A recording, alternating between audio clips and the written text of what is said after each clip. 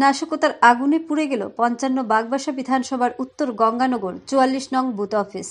ঘটনা মঙ্গলবার গভীর রাতে। ঘটনার বিবরণে জানা যায়, উত্তর গঙ্গানগরের বাসিন্দা নির্মল কান্তি ঘোষের বাড়িতে ছিল শাসক দল বিজেপির ৪৪ নং বুথ অফিস। কিন্তু এই অফিস দীর্ঘদিন থেকে বন্ধ ছিল, কারণ এই অফিসে ২০২৩ বিধানসভা নির্বাচন চলাকালীন সময়ে নির্বাচনের কাজ হতো বলে জানা গেছে। তারপর থেকেই ৫৫ বাগবাসা বিধানসভা কেন্দ্রের ৪৪ নং বুথ অফিস বন্ধ ছিল। জানা যায়, ৪৪ নং বুথ অফিস এর ভেতরে ছিল ধর্মনগর মহকুমার ৫৫ বাগবাসা বিধানসভা কেন্দ্রের উত্তর গঙ্গানগরের বাসিন্দা নির্মল কান্তি ঘোষের বাড়ি, এবং সেই বাড়িতে ছিল একটি ইকো গাড়ি যার নাম্বার TR02H0330। বাড়িতে প্রায় ৬ মাস যাবৎ কেউ ছিল না বলে জানা গেছে। আর আগুনের লেলিহান শিখায় ভূষীভূত হয়ে গেল নির্মল কান্তি ঘোষের ইকো গাড়িটি। এই ঘটনা যখন বুধবার সকালে মণ্ডল সভাপতি বিকাশ নাথের কাছে খবর যায়, বুধবার সকালে খবর পাওয়া মাত্রই বিজেপি কার্যকর্তাদের নিয়ে বিজেপির ৫৫ বাগবাসা বিধানসভা কেন্দ্রের ৪৪ নং বুথ অফিসে আসেন এবং লিখিত আকারে বাগবাসা থানায় অভিযোগ দায়ের করেন তিনি।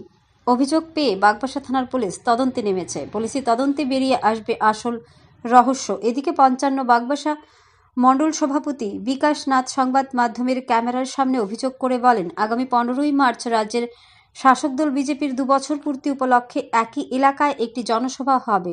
সেটিকে বানচাল করার জন্যই নাকি এ ধরনের অগ্নিসংযোগ। বুথ অফিসে আমাকে এখানে যিনি বুথ সভাপতি এবং সকালবেলা গ্রাম পঞ্চায়েতের প্রধান ফোন করেছেন যে বুথ অফিসে অগ্নি সংযোগ করা হয়েছে। বুথ অফিস ওনারা যিনি বুথ সভাপতি উনি ফোন করে বলছেন আজকে সকালবেলা আমাকে, কালকে রাত্রে আমাকে ফোন করেছেন, আমি ঘুমিয়ে গিয়েছিলাম, উনি আমার মেসেজ করেছেন, সকালবেলা উঠে মেসেজটা দেখেছি। তো মূল যে বুথ অফিসটাতে আগুন দেওয়া হয়েছে, আগুন দেওয়ার পরে এই যে ইকো গাড়িটা আছে সম্পূর্ণ বশীভূত হয়ে গেছে। আমি আপনাদের মাধ্যমে এই বার্তাটা ত্রিপুরা রাজ্যের প্রত্যেকটা এলাকায় আমি দিতে চাই। জানি না দুষ্কৃতিকারীরা অগ্নি সংযোগ করেছে। বাগবাসা বিধানসভায় জবের থেকে আমাদের বিধায়ক আমরা পেয়েছি, উন্নয়নের যে একটা বাতাবরণ তৈরি হয়েছে কাতারে কাতারে। আমি আজকে ২.৫-৩ মাস হয়েছে মন্ডল সভাপতি, নতুন দল আমাকে দায়িত্ব দিয়েছে। এরপর প্রতিনিয়ত প্রত্যেকটা গ্রাম পঞ্চায়েতের মধ্যে কাতারে কাতারে মানুষ ভারতীয় জনতা পার্টির অংশগ্রহণ করছে।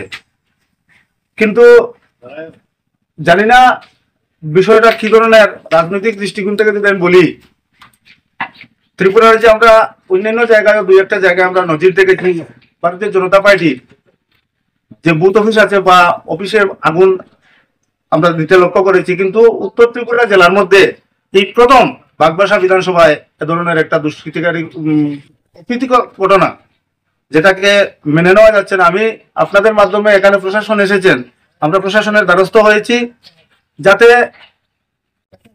দুষ্কৃতিকারীকে গ্রেফতারের মাধ্যমে আগামী দিনে বাগবাসা বিধানসভায় নয় গোটা উত্তর ত্রিপুরা জেলায় এ ধরনের অগ্নিসংযোগ রাজনৈতিক ময়দানে বিভিন্ন ধরনের রাজনৈতিক দল আছে, তাদের কর্মদক্ষতার মাধ্যমে সেই জায়গাটাকে পরিপূর্ণ করুক।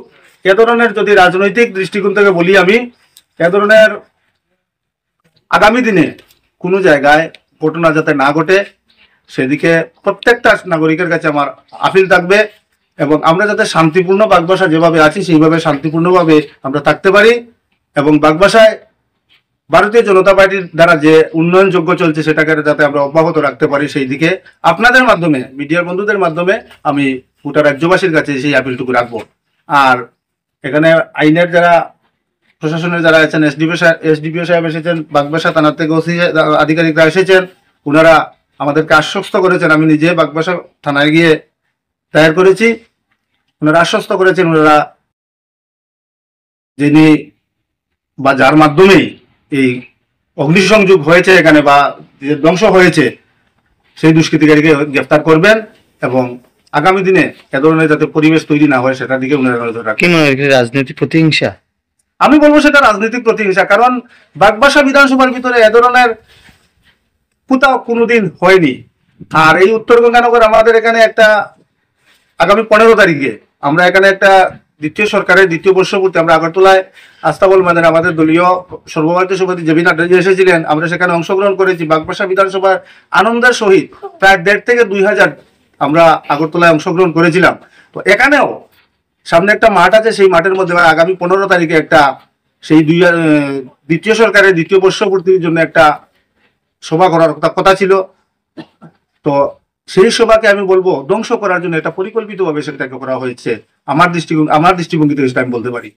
We have been informed that there was a complaint that a vehicle had caught fire in Uttar Ganganagar in the booth office.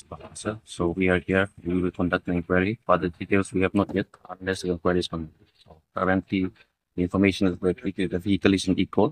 It was parked inside the booth office. So after an inquiry, we will see whether is there any what is the cause of the fire. And regarding other details, we will move to the inquiry.